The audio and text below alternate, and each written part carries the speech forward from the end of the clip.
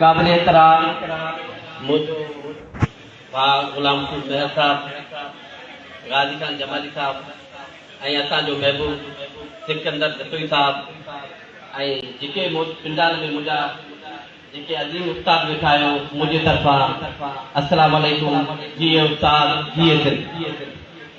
पहिरीं त साईं मुझो वॾो वाइस कान, अगर मुझे तरफा का तकलीफ़ पहुती हुजे उन लाइ माज़रत करियां थो, पर साईं असीं अवां जा बचा आहियूं। जेकॾहिं अवां ऐवान में घुरायो असांखे त असांखे बि कुझु ॻाल्हाइण जो मौक़ो ॾियो।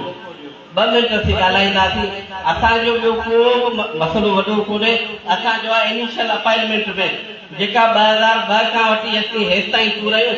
साईं सां मुंहिंजो ॻाल्हायो, साईं चयो त उहो पंहिंजो असेंबली जेसी रहंदी 2 साल असेंबली त हुई, 2 साल तव्हांजे इक़्तिदार जे दौर में असेंबली मौजूदु हुई, पीपल्स पार्टी सां सभिनि जा रिलेशनशिप हुई।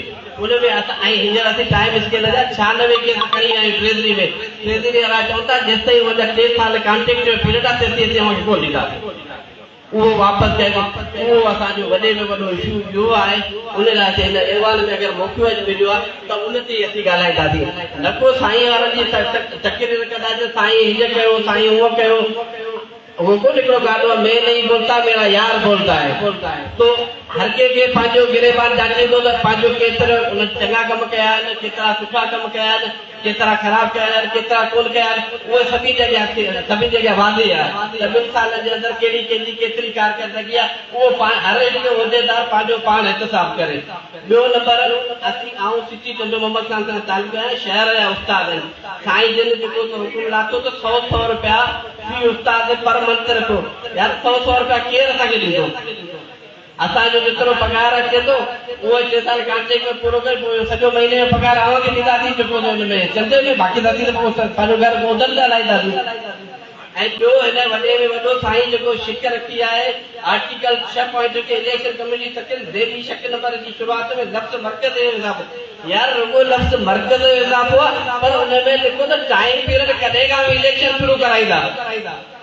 इलेक्शन जेका बाडी टुटी वेंदी पोइ ख़तम थींदी, 6 महीननि खां पोइ नई इलेक्शन जी बाडी टुटींदा या 6 महीना पहिरीं लिखंदा।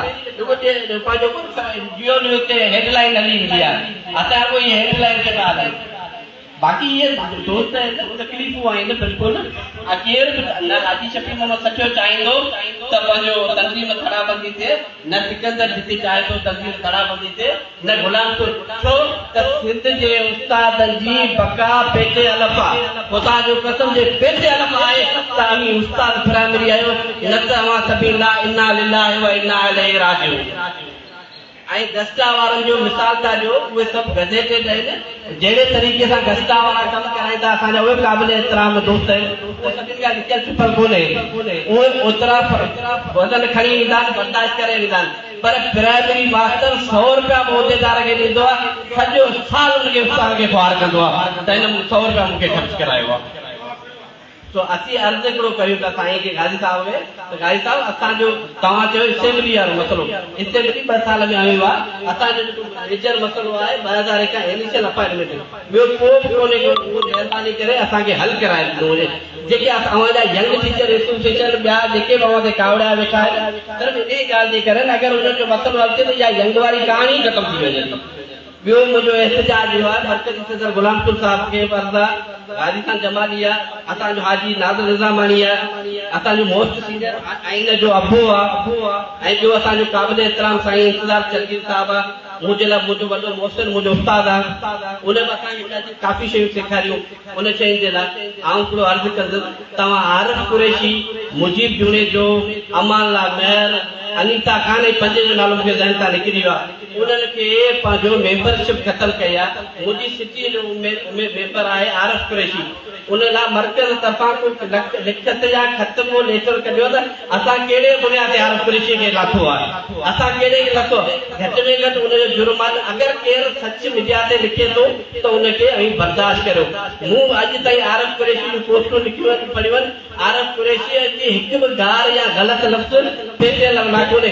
इहो वाहिद माण्हू आहे जेको बिना उहिदे जे बिना लालच जे जे लाइ वियो पियो वेंदो आहे। गुलामकुल महर जे 7 तारीख़ बि आरफ करे छॾियो, रफ़ीक जरवार जे दौर में बि आरफ करे छॾियो।